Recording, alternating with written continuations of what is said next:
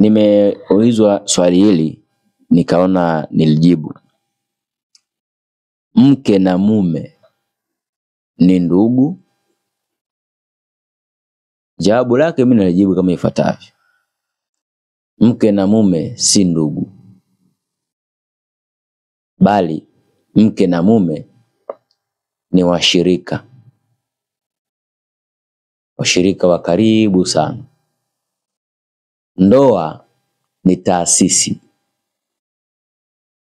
Katika taasisi hiyo, mwenyekiti ni mwanaume, makamu mwenyekiti ni mwanamke.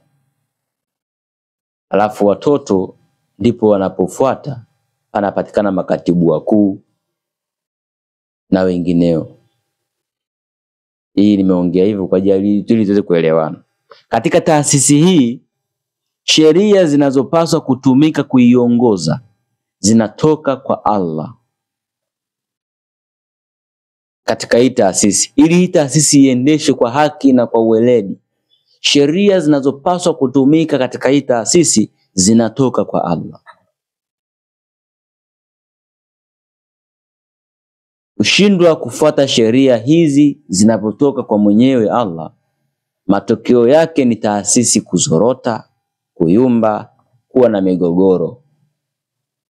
Ndio matunda ya kutokufuata taasisi, sheria za hii taasisi. Mwanaume ndiye msimamizi, mwongozi wa hiyo ndoa.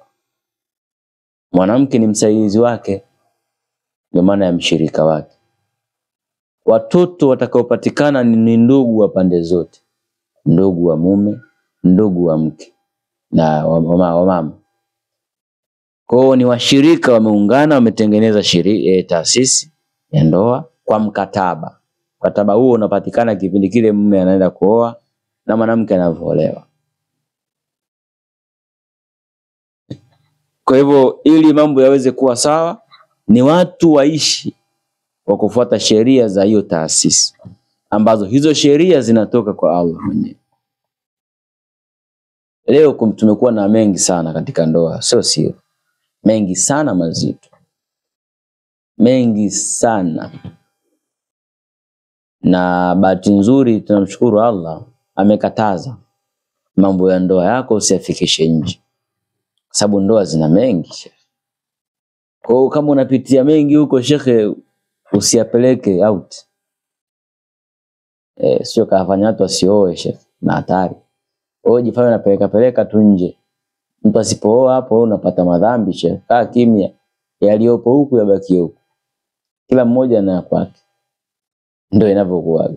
Sasa ili taasisi hii iweze kuhimili muhimili mzuri, ni kila mmoja ajue nafasi yake.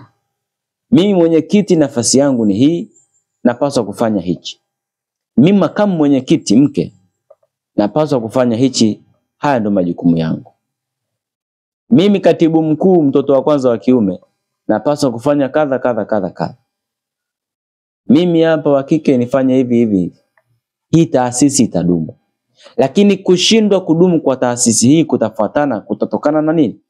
Kushindwa kujua taratibu ama nafasi yako kama mshirika ndani ya hiyo taasisi. Mfano, mwanamume wewe ndio kiongozi. Allah amekuruzuku nafasi ya kuongoza hiyo familia kwenye hiyo ndoa. Ukashindwa kujua majukumu yako, ukaanza kuwadhulumu washirika, mshirika wako kamdhulumu. Na dhulma yenyewe mathalani ni umetoka nje ya ndoa, umheshimu, unafanya mambo ambayo yapo kinyume na utaratibu wa Mwenyezi Mungu. Tayari kuna doa ama ukakasi ushautia katika hilo taasisi. Lazima kuwe kuna mmomonyoko umeutengeneza. Wewe makamu mwenyekiti mwanamke, umesahau majukumu yako ambayo umepewa na Mwenyezi Mungu ndani ya hiyo taasisi. Majukumu ya kumtii mume wako, majukumu ya kumpa heshima, kujilinda, umeyasahau. Unataka na wewe muwe level sawa kimaamuzi, yani na wewe uwe mwenyekiti. Matokeo yake ni kuzorota kwa hiyo taasisi na kumongonyoka au kuvunjika kabisa kwa hiyo taasisi. Kila mmoja anapaswa kujua nafasi yake ni ipi na nini ambacho anapaswa kufanya. Wewe mtoto umeanza kumdharau baba yako mzazi, mwenyekiti, unamdharau mwenyekiti, unamdharau makamu mwenyekiti. Matokeo yake ni nini? Unakosa stahiki zako.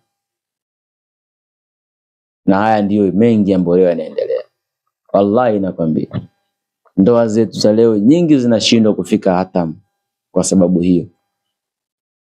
Aidha mwenyekiti hajui majukumu yake, aidha mwenyekiti anajua majukumu yake, makamu mwenyekiti hajui majukumu yake. Mwisho siku panatokea dhulma na mkorogano, ndoa zinashindwa kufika hatamu. Kwa ndugu zangu, ndoa ni taasisi. Taasisi ambayo mwenyekiti wake ni mwanaume, makamu mwenyekiti wake ni mwanamke. Ili iweze kuwa na afya na idumu, inapaswa kufuatwa sheria za kuzitumia ndani ya hiyo taasisi ni zile ambazo Allah amezielekeza katika maisha ya ndoa. Allah na mtume wake sallallahu alayhi wasallam wamezielekeza katika hayo maisha ya ndoa. Tukiziweka kipaumbele hizi, tukisema tuziondoe kwa sababu gani? Tukiziondoa tu hizi sheria, kila mtu ana madhaifu yake. Huenda akahukumu jambo kumbe kwa mapendeleo ya nafsi yake. Kwa hivyo si sawa kuweka matamanio yetu kwenye kuziendesha hizi taasisi. Tuweke sheria za Allah kwa sababu yeye hapendelei upande, hapendelei nafsi. Tukiziweka tukazifuata, taasisi hii itadumu. Tukizipuuza na kuziweka pembeni, itakuwa ndo sababu ya migogoro isiyoisha, amani kutokuwepo, na taasisi huenda ikaja ikavunjika baadaye. Kila mmoja ana kwake, mengine hatusemi na hawezi kusema. Allah tabaraka wa taala tusimamie tuweze kuziongoza taasisi hizi kwa uadilifu, na tujikumbushe kuzisoma sheria za taasisi hii ili tuweze kupata kufanikiwa. Assalamu alaikum wa rahmatullahi wa barakatuh.